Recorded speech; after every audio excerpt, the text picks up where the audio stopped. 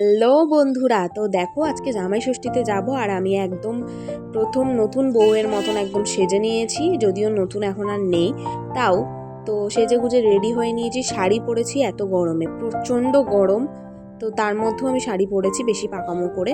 চলো এবার বেরোনো যাক। বেরিয়ে আগে ফলের দোকানে এসেছি, ফল টল নিয়ে নিলাম যা যা নেওয়ার।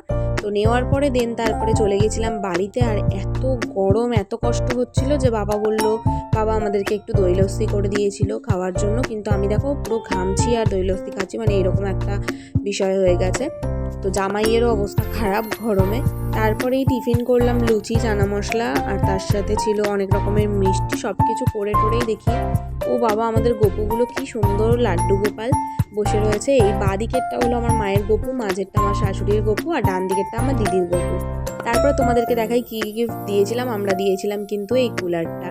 তারপরে এত গরমের জন্য আমার শরীরটা হঠাৎ করে খারাপ করে গেল যে আমি কোনো রকম কোনো ক্লিপ নিতেই পারিনি। শুধু আমি তোমাদেরকে দেখাচ্ছি যে জামাই ষষ্ঠীতে কী কী খেতে দেওয়া হয়েছিল। আর দুই জামাইকে, এই হলো আমাদের বাড়ির দুই জামাই।